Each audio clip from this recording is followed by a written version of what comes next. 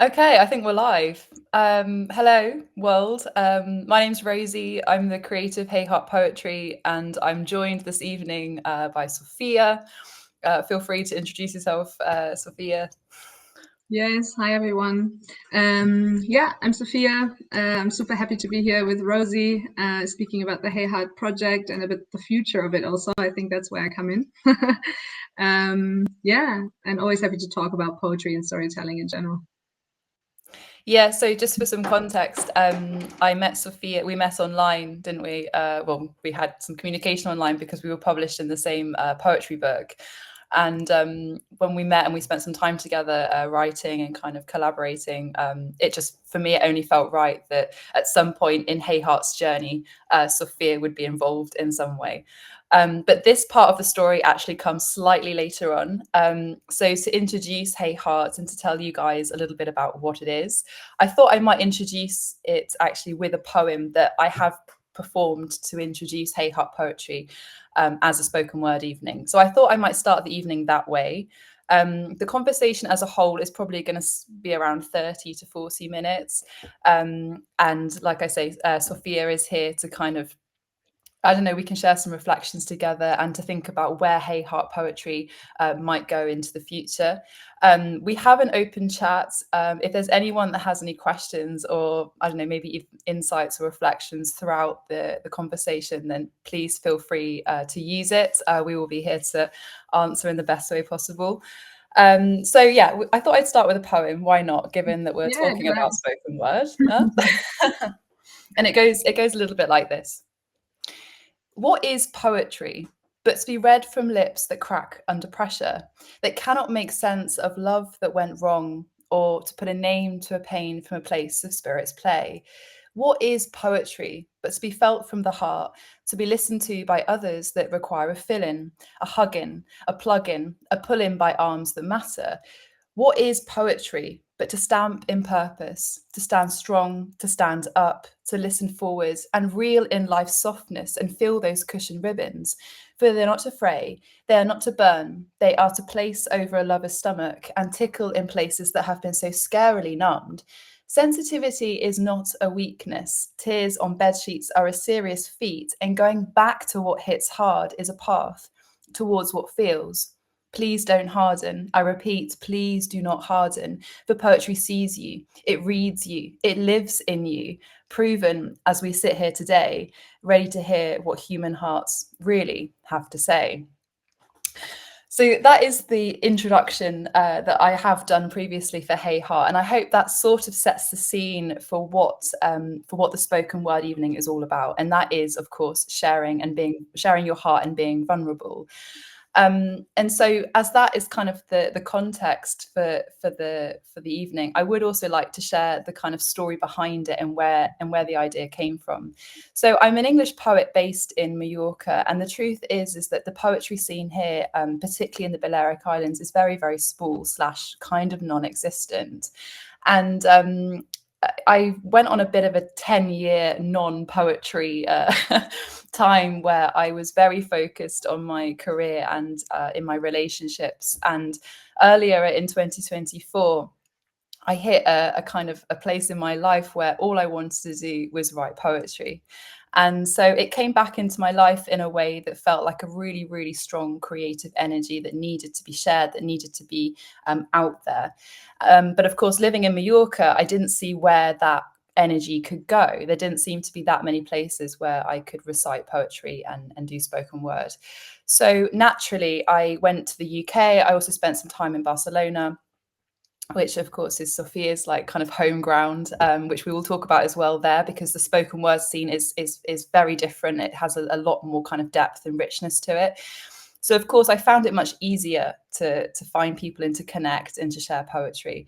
But coming back to Mallorca, I felt like there was a real lack. And so I had just one day where I was sat on the beach with some friends and they said, look, if the thing that you so desperately want to create doesn't exist, then you should probably create it.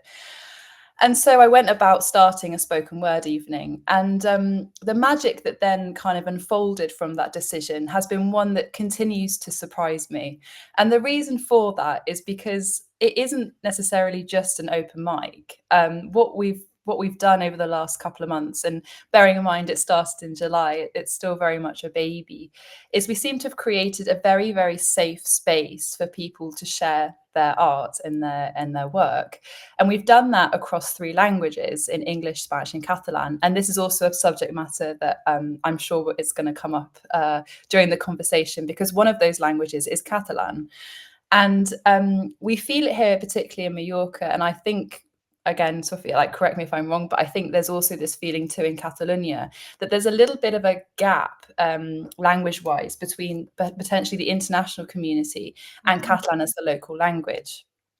And so it was my kind of, I don't know, I felt like it was necessary to not only create a space for poetry, but to also create a space in which Catalan could be welcomed alongside English and Spanish.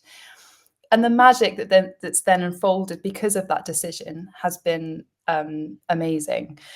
And so we started in July. It was a tiny, tiny little event of just 30 people. And one of the things that I'd love to bring up, and this will come up as a question actually for anyone that's listening, is that what happened was we had a lineup of 10 poets reciting in English, Spanish and Catalan. But of course, the audience, there were many members of the audience, probably around 70%, right, that didn't understand Catalan at all. And what happened in those, I think, 2 hours more or less, was that the audience was completely and utterly silence, completely and utterly absorbed in what was happening in front of them. And poets were reciting, poetry that they'd written. Yet 70% of the audience didn't understand at all a word in that language. Yet it still managed to captivate, and it still managed to kind of to pull something from them. People were emotionally involved, right? And it was something that I'd never anticipated to happen, but it seems to be the magic ingredient in these Hey Heart poetry events that I'm so eager and so passionate about pushing forward, that poetry seems to have its own language, right? And Sophia, I don't know if you find this like maybe in your own recitings or even listening to other people, but it seems to me that like it doesn't seem to matter the mechanics of whatever language it is that you're talking in. These are words, right, that we use, but something else is happening. And I don't know what that magic ingredient is, but it seems to be able to captivate audiences. I guess it's the heart. It's a heart language. Hey, Is that heart. what it is? Quite Yeah, possibly. it's like, I think if authentically spoken, from a place of the heart and heart matters, that can come across. And I think it can come across in many different ways and different languages. It reminds me actually that I went to an event in Barcelona that was organized by Russian and Ukrainian artists coming together when the war started in the Ukraine. And it was beautiful. It was them sharing a lot in Russian, Ukrainian language, and almost none of us in the audience understood really, but we were really also captivated and in it. And it was nonetheless emotional and really, really wonderful also to see. And I think this is where it comes together, also where conflict comes up, where conflict and languages comes up. How can we still meet, no? And then through poetry to share our life worlds, let's say. Yeah, absolutely. Yeah, and you're right. I mean, that is it. And the heart as an image, I think, has been overdone, let's be fair, in popular culture. But I think when we talk about the heart, we're talking about, like you said, an authenticity that comes through. And when someone is quite literally bearing their heart, you pick that up. There's an energy in the room, and whether that be through the way that you speak, the way that your eyes are moving, even your body. And so all of a sudden it's starting to become something way more performative, I think, than just reading or reciting words. And that seemed to be, for me, in that first event, was like oh wow, because I'd never experienced that before. I'd never seen that quite happen in that way. In fact, I had reservations around having the 3 languages together, honestly. I thought, how is this going to work as an audience member if you don't understand? But like you say, is that, I don't know, do you think that gift to be able to communicate in that authentic way lies in all of us? Or do you think it's only a select few that are really able to do it? No, actually, No, I think definitely like we can all authentically communicate. It's maybe another step to do it then on stage and in front of an audience, because that just Absolutely. is nerves, no? Yeah. And a bit of training, I guess. But I do think that we can speak authentically from the heart, all of us, and we can. It's just that we've unlearned. Exactly. Because it's not common. It's not common for us to speak our truth, is it? A lot is silenced, a No. lot is not talked about, a lot is not to be shared, it's not Mm. allowed. We can talk about gender, we can talk about race. There's so many things that come up in this. In what spaces is it appropriate, you know? So I think really the difference here is just doing it then on stage and bringing your Yeah. poetry on that. Yeah, on a But stage then, is maybe even a step more. But I think it's possible. It's just that most of us have maybe forgotten or unlearned, I would rather mm. say. Yeah. Mm. But then I think then the key is the safety in the audience, right? And this is something that I think comes from a place of respect, and something that I commend the audiences that have been to Hey Heart Poetry so far, is the respect that's there to sit and Mhm. listen. You know, and listening for me is a skill that I think we're slowly sort of becoming out of touch with. And you know, and I wonder whether that's part of it. You can only authentically share your heart if you feel safe to do so. And so Hey Heart has also been about kind of creating this ambience, this intimacy, and that comes through in the kind of living room style venues that Mm. we've sort of been choosing.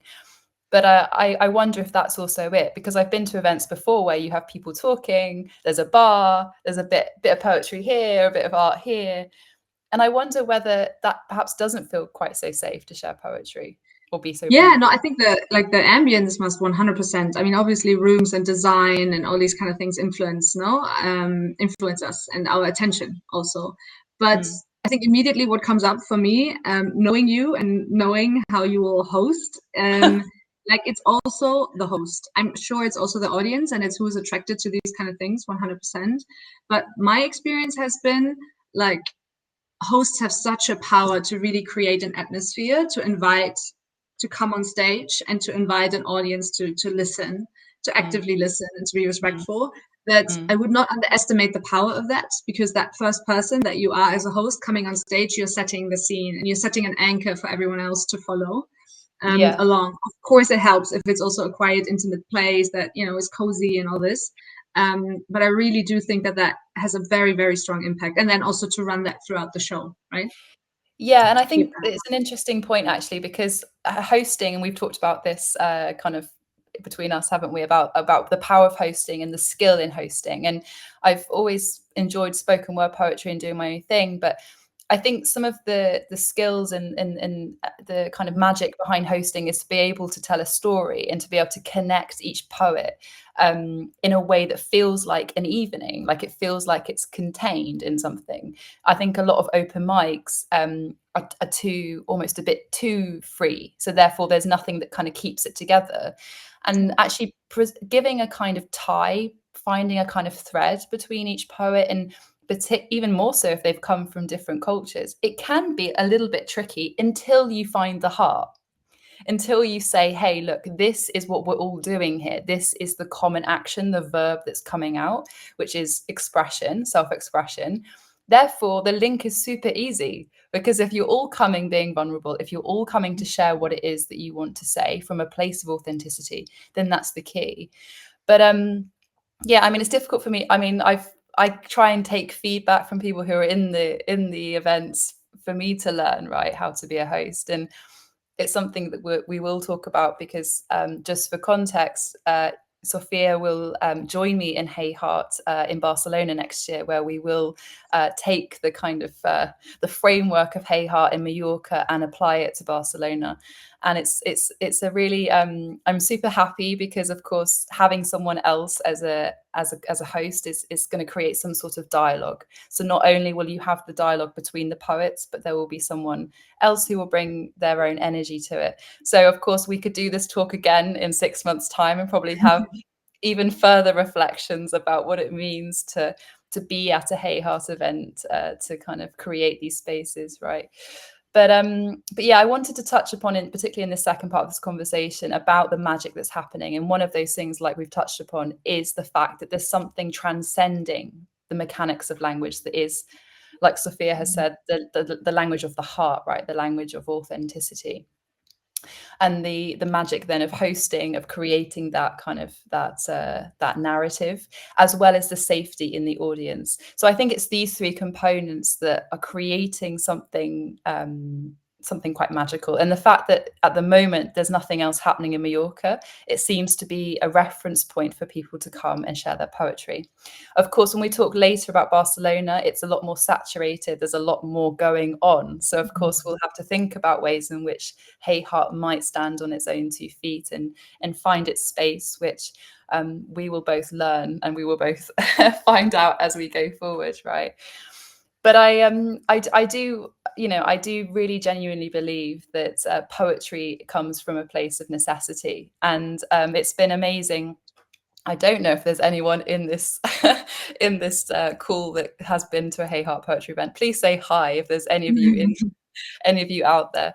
But some of the feedback that I've had from poets that have performed and from audience members that have been part of Hey Heart is that it feels like it's needed. It's that word needed that comes up time and time again. And you know, art is a necessity. I do believe that. I really think it's a fundamental thing that as humans we do need to create. And you know, I think there is this kind of feeling of expulsion that has to happen in art, of expression. It's one thing to create it, and it's another thing for it to be out there in the world. And as poets, I mean, I think we know that feeling, right, Sophia? After you've performed, you sort of have this. I tend to feel like a bit of a relief, a bit Yeah. of a.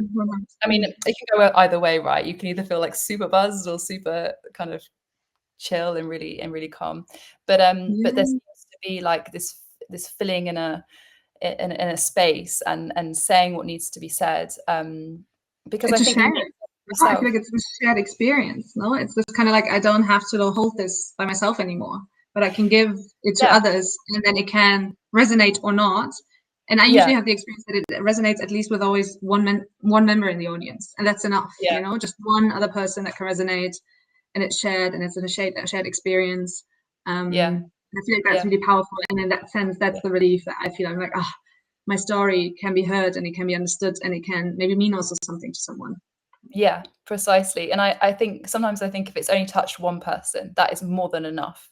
You know, Exactly. Yeah. it's not about touching. If lots of people want to come to these events, fantastic. But actually, if there's just an audience of 5 or 6, fine. And it touches one person, absolutely fine.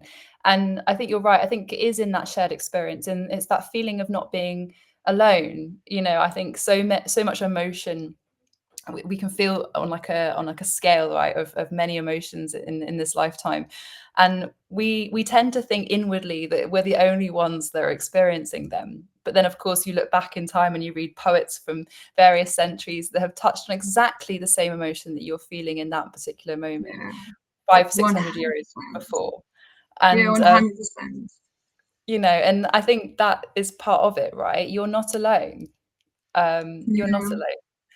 I've read um this quote the other day that said something along the lines of the audience does not come to see you on stage, they come to see themselves. And that's I it. really like that. No, Yeah, I really like this yeah, idea because you're right. Like there is a necessity for art, there's a necessity for us to create and maybe even to share, but there is also a necessity to listen again, and then especially in yeah, times of being on social media, doom scrolling, having an yeah. attention span that is like 20 seconds long max. No, like there is a necessity to learn to hold attention, to listen to someone else's story, and I think we can if it is face to face, if it is emotional, if it is authentic, and we relearn that. We Yeah, relearn to listen to each other, to actively listen, and to hold space for that also, for things to be yeah, processed, and especially for emotions to be processed, because that is what poetry is also. And it's highly emotional usually. yeah. So, And I think there's something really humbling about that too, because I have to say, like, if we think about the beginning of Hey Heart poetry, like I said, it kind of came from a selfish place. It was a place of like, I need to feel like I can have a space to expel whatever I need to expel. But as time has gone on, it's you realize as an artist that it isn't about you at all. And some might say that's a sign of maturity, Rosie, but it's also a sign of growth, that really what you're creating isn't about you. And the moment you share it, it's like it fires off into the thing it needs to be. it for me, it becomes very much alive when it's shared. You know, I think there's some great art out there Takes a that's life on very its much, own. it does, yeah. And this is, I mean, it's so lovely to be able to share Hey Heart today, because, you know, I think it kind of has taken on its own life. Like, yes, I'm the host. Yes, it came from me, but really it seems to be evolving in its own way. And that's because of the people who go, and that's because of the people that share their work, right? And so, you know, looking at it, I think there's this great quote. Is it from Dali, who says something like, what's the quote? Oh, I just lost it. Oh, it might come back in a minute. I had a quote about creating and being crazy, and he says something like, oh, that's it. He says, the difference between a crazy man and me is that I'm not crazy. And I love that quote, because for me it's kind of separating the craziness and the, I don't know, the vividness, the vivacity of life as its own concept. You know, like the idea potentially to take it to Barcelona might seem like a crazy idea, but it's the idea that's crazy, not me. Do you know what I mean? It's like separating ideas and art and expression as its own thing. And I think once you do that as a poet and as an artist, it is actually very liberating, because it's not about you. There's no reflection of you in it. And it was in the last Hey Heart Poetry event where I really learned that lesson, because all the artists that were reciting, it's not an extension of me. It's not about it, you know, it's nothing personal. It's like, I give you this space to be authentically you. And yeah, that might not necessarily completely align with how I express myself. But the point is that at Hey Heart, you have the opportunity to do so, and you have the opportunity to express yourself in that way. I mean, I will say, you know, there has to be some sort of container, you could say, around the idea of obviously being nice to one another. I mean, there are some key themes that underpin, but for me, that they're coming naturally. I mean, people aren't going against that. I'd be very surprised if someone came to Hey Heart and wanted to talk particularly negatively about something. That's just not happening. But I guess that's also a good standpoint to take, no? To like watch out for not like reproduction of discriminatory speech, right? It is, And yeah. no, to be really aware. And I know that it's really rarely, it really happens in these kind of spaces. But I Mm. think this is also such a nice place for a host to make sure. And that's what I mean with like, as a host, you can be such a great container, and you're really setting the stage for everything else to follow, to Yeah, make sure that even though our experience might differ and we might not resonate with every poem and every story in exactly one way, yeah, but we can see if just discriminatory hate speech is reproduced, right? yeah. And there is a sense for that. There's a clear sense, I feel like, if you're sensible as a host to know where the line also will be. Yeah, that's Um, true. yeah. Yeah. And I think that's a really important point, actually, because I think we can be, yeah, free expression. And of course, like, everything comes from the heart. Yeah, to a certain extent, of course. You know, there are discussions around hate speech and things like that. So, of course, what we're talking about when we're talking about authentic expression is that, you know, it comes from a place of, I don't know, of kind of this feeling maybe of generosity too. I don't know, of kind of giving, no? Yeah. I wonder if that's also kind of one of the key themes that's happening here, kind of organically. On that note, I think we will kind of move into potentially like the future of Hey Heart, right? And so, just for context, we've had 3 events this year. All 3 are in Palma, so it's still like Hey Heart is still very much in its sort of baby stage. And I met Sophia. When did I meet you? A couple of weeks ago in person. Yeah, a couple of weeks in person and just a couple of months ago online. That's right. Yeah. So yeah, we're a fresh combo, me and you, aren't we? But we met in person after, I think it was just before I did the 3rd event. And the idea to take it to Barcelona, I think, was always potentially there because of the Catalan language, right? And because of the positive experience I'd had earlier in the year there. Like, I love the poetry scene in Barcelona. It's such a rich and diverse kind of scene. The idea to take it, we're of course looking at venues, and we're looking at ways in which we might be able to do so. I don't know if, Sophia, you have any thoughts on what Hey Heart might be able to bring, or what you're hoping that it might be able to bring as a host, because we'll be in this together. I don't know if there's Yeah. anything different that you think we could bring to Barcelona, Yeah. or something that you've seen and thought, yeah, I'd love to do that in some way, Yeah. maybe Rosie, or I don't know what your thoughts are there. Yeah, so for me, I think it is exactly the combination of the languages, because I perceive you were very right. Like Barcelona is very saturated with a lot of different events, a lot of artistic events, and also a lot of poetry and storytelling. Like that exists, it's nothing new. What for me seems to be rather new is to really keep creating spaces where all of the three languages come together. So again, like English, Castellano, Catalan. Because there is a split. There is a split also in the city of the expats internationals, of the Spanish speaking community, and then the Catalan speaking community, and they rarely meet and they rarely encounter each other. And I feel like it's a shame. And I feel like it also drives a lot of problems that Barcelona just has as a city in general, Yeah. with a lot of tourists coming and expats taking up living space. And well, there's a lot of discussions also in Barcelona. And I feel like we need spaces where we can share each other's stories, hear each other's stories, learn each other's languages also. Yeah. I get really upset about expats not making any effort in Barcelona to learn Catalan. I feel like it's a real problem. So yeah, I think it's really necessary to have a storytelling poetry event that combines all three languages and invites for that, and shows an interest in bringing those languages together. Yeah. And I wonder, I don't know if you've thought about this. It was something that occurred to me today. Do you think there's something kind of sweet maybe about a British poet and a German poet coming together to really reinforce and support the Catalan language? Do you see that as also part of the story? Because of course, I know you speak Catalan. I don't, unfortunately, I speak Spanish. Do you think there's something there that it's saying, look, we're from outside of Catalonia, we're not from here, but hey heart,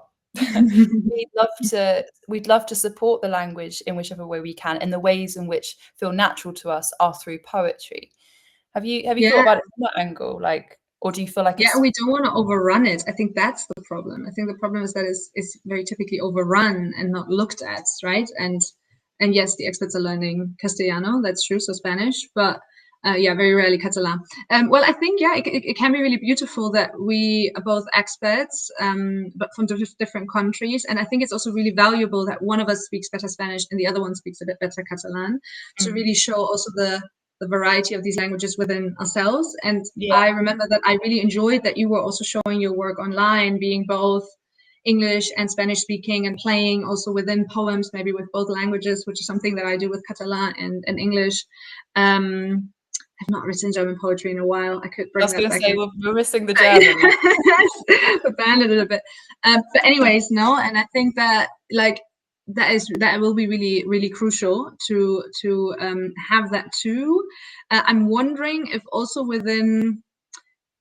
I'm wondering whether it would have to be a host that would also be really from Catalonia, so a Catalan person that could also be helpful and fruitful to be there, or whether that will be enough to also just feature Catalan artists. But that is definitely a discussion we can also still pick up and potentially get feedback on also, right?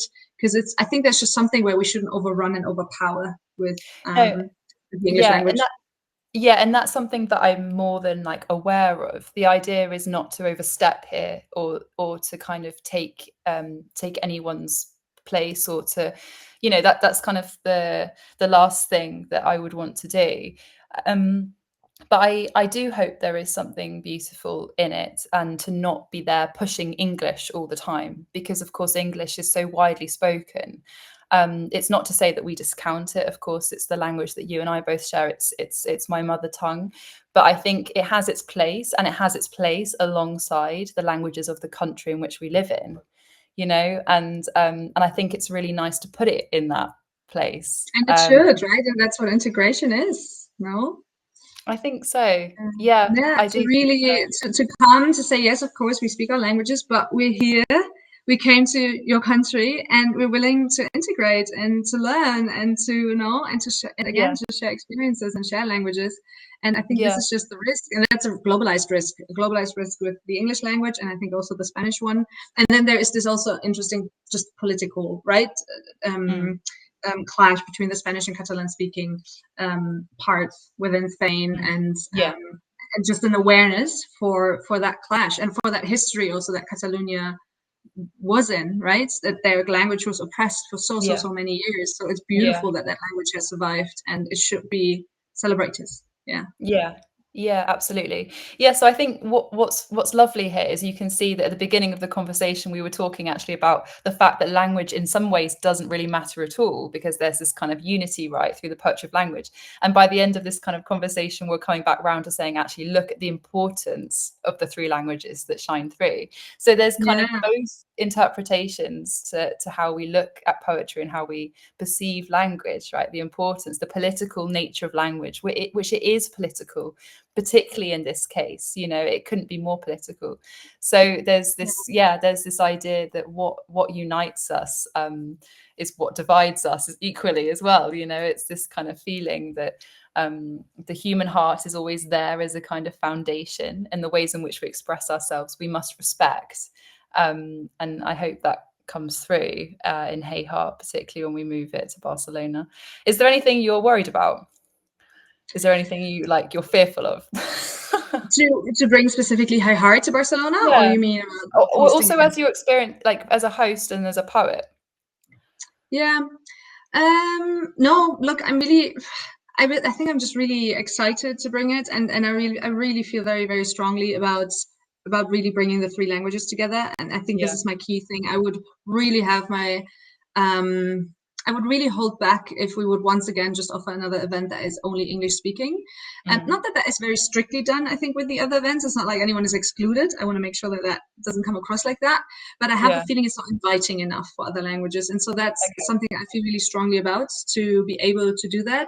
Then, yeah, there might be an idea to even allow or create for further languages. And I think then the question becomes like, how how many can we hold, right? Yeah. And I think it's Yeah. a really interesting discussion to have. Yes, you can understand poetry just from the heart, and Yeah. yet it is about words. And at some point, you also want to understand the words, right? So I think this Yeah. will be just an Yeah. interesting Yeah. exploration on how much variety can we hold, and yeah, Yeah.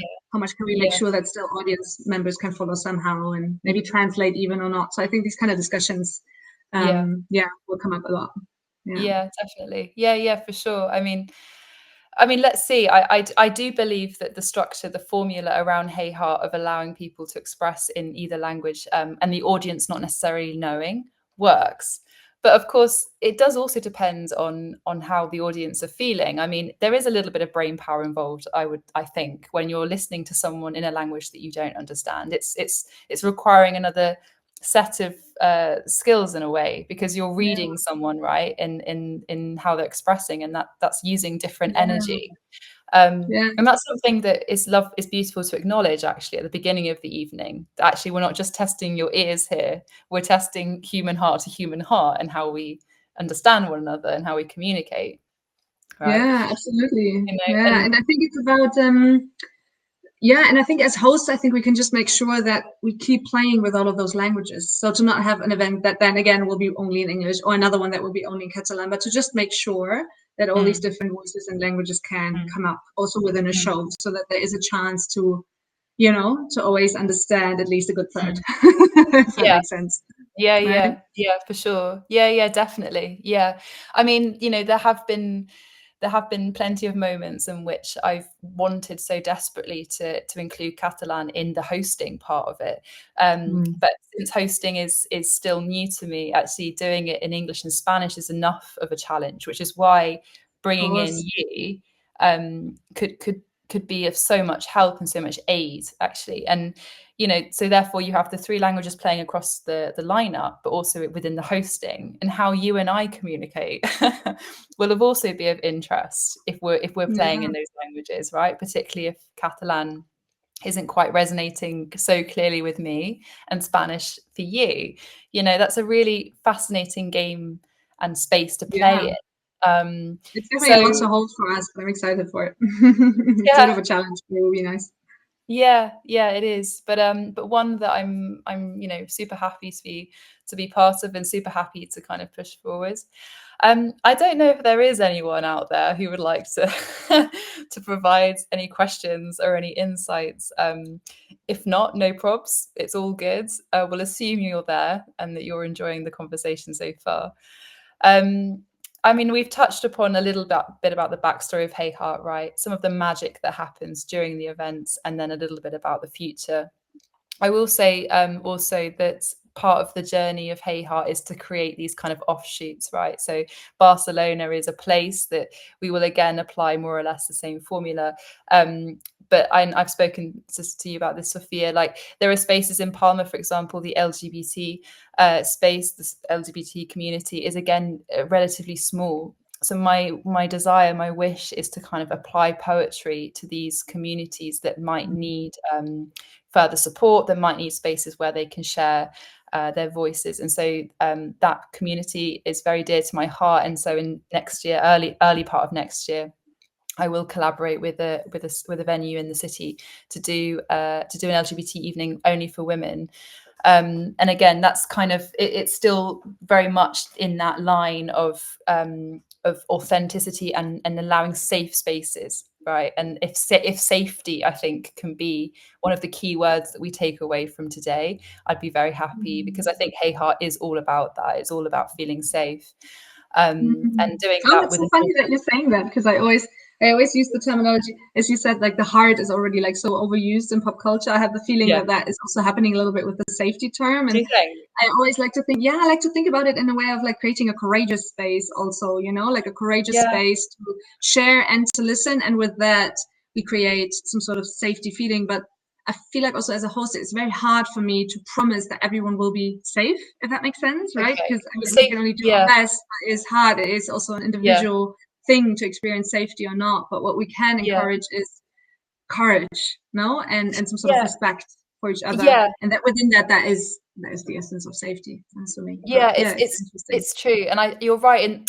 I suppose I should clarify. I suppose there's no guarantee of safety in perhaps the content, right, that's shared, because it's come from an authentic place. We can't, that is a tricky thing to kind of to predict, right? How the audience react. I Yeah, suppose when I say safety, I don't know. Perhaps I mean like perhaps more the the container. listening. Yeah, maybe Sorry. that's the container of it. The container of it, right? Like as Yeah, in what we can bring yeah, as host and potentially. audience. Yeah. Yeah, yeah, potentially. But yeah, going back to this heart image, I mean, Hey Heart, it came, there's kind of two ways you can read Hey Heart, actually, because Hey Heart is like Hey Heart as in hello, I see you, I recognize you, hello. Or it's Hey Heart as in hey, are you there, heart? And I like this play because for many of us, and this ties back to the beginning of the conversation too, that we all have the ability to open our hearts and to share those vulnerable sides of us. But whether or not we know they're there is one thing, because we do try and hide, right? We do try and push aside a lot of our emotion nowadays. It's common. Or that it's simply that we're just completely unaware that these things exist, that our heart is there. So that second interpretation of hey heart, like hey heart, is one that I'm kind of keen to also push, because the people that quite often perhaps have the I don't know, I don't want to call it a talent, but like certainly have something to share, don't realize that they do. So I think how wonderful to put someone behind the microphone. And I've seen this happen with some of the events, that people do it for the very first time, and it's an absolute blessing to hear it, to be in their presence while they're doing it, because it's almost like they don't realize they're doing it. They've written a poem, I don't know, they might have written it some time ago, and they share it, they recite it, and it's just like you can see it in their faces. It's just this, it's coming from Yeah, such a pure place. release. Mm-mm-mm. So I wonder whether, that's also part of it. It's recognizing, it's recognition that our heart is there. Because I mean, I know you work so heavily in the fields of healing and therapy. I mean, I don't know if this is something that you've come across before, that there is a lot of things that happen within us, right, inside of us, that I don't know if you'd call it an unawareness, or you don't think that people maybe have the courage, right, to share it. Mm. I definitely think it's already like many of us are not really in touch with our inner emotional worlds once again, because we've unlearned to be, and it felt unsafe to be honest. And so it's something that we're relearning. And exactly, like, I mean, we know this from therapy, that I would almost say like 60 or 70% of therapy is being able to finally share what is within you, and to force Yeah. someone else to actively listen, right? Yeah. And then to do that on a stage where more people are actively listening. I think this is also where the healing effect comes with sharing poetry, and that we will hear that from almost all poets and also comedians, by the way, that will say sharing on stage has been also some sort of healing journey, and without it I wouldn't know where to put these things also. So not wanting to equate that, of course, but I think there's a similar energy in bringing out our words authentically, and what that can do also to us and our communities both. I find sometimes poetry, I've said this before, I think that healing in my experience has been refeeling and refeeling until in the same way that we retell ourselves stories, right? And so the more times you refeel it, you remake sense of it, if that makes sense. And I find poetry to be a wonderful way of doing that. And so when people are performing or reciting, there is a refeeling happening, there is a retelling happening, and therefore there is an understanding happening. And I think if the audience are part of that, it's a very powerful kind of, I don't want to say healing, but it's a very powerful energy, right, that can certainly support where you are in that moment, where you are in life. Just before we finish, I was about to touch on that. What was I going to say? Oh yeah, I was just going to say that the variety, right, in content that is shared, that the poetry that's shared is super, super diverse. There's been mixes of joyous poetry, very, very sad poetry, frustrating poetry. And so there has never been kind of this feeling of we must talk about love or heartbreak or romance at all, because I think that's also an image that we associate sometimes with the heart, right? Are those particular themes, and that's not at all been the case. It's always been way more open than that. So I think on that note, we can more or less wrap it up. I want to thank I mean, I want to thank Aymo Live for, again, providing such a fantastic platform. To anyone that's potentially listened, I hope you've enjoyed it. And of course, to you, Sophia, for being such an amazing partner in this conversation, an amazing conversationalist. I mean, it's always so easy to chat to you. And to be part of Hey Heart Poetry. Thank you so much. I'm super looking forward to it. I think it's going to be an amazing future journey. Yeah, no, me too. So I think we'll call it a day there, and we'll well, I don't know. I mean, we can drop our Instagram handles. Sophia, yours is Sophia Poesia. Yeah, mine is at SO4 Poesia. So SO for Sophia, 4 like the number 4, and then Poesia like the Catalan word for poetry. Yeah, but I mean, there will be some things coming out on the Hey Heart event with regard to our partnership. So I dare call it the relationship we have in Hey Heart. I mean, you can find Sophia for sure on the Hey Heart page in the coming weeks. And of course, I'm Rosie Poetry. Cool. Okay, well, thank you so much to everyone. And keep writing. Yes, for sure. And keep sharing your words. Thanks. Okay, thanks. Bye. Bye. Bye-bye.